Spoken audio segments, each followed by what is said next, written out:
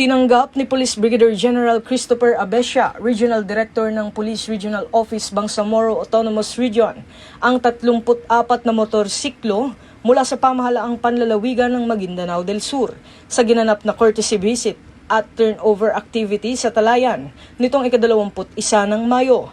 Personal ding nakipagpulong si Police Brigadier General Abescia kay Datu Ali Midtimbang bilang bahagi ng pagpapatibay ng ugnayan ng lokal na pamahalaan at Police Regional Office Bangsamoro sa pagsusulong ng kapayapaan at kaayusan sa lalawigan. Ayon sa PNP, makatutulong ang mga bagong motorsiklo upang mapalakas ang mobility, police visibility at operational readiness ng mga municipal police stations sa rehiyon.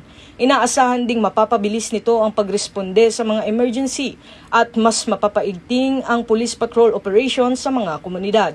Nagpasalamat naman si Police Brigadier General Abescia sa patuloy na suporta ng provincial government sa kapulisan at binigyang diin na malaking tulong ang mga karagdagang mobility assets para sa mas episyenteng paghahatid ng serbisyo at pagpapanatili ng seguridad sa Bangsamoro Region.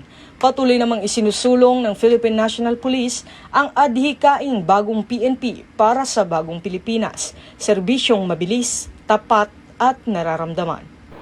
Mula rito sa PNP National Headquarters, ako ang inyong PNN correspondent, Patrolman Don Brosas, alagad ng batas, tagataguyod ng Balitang Pulis.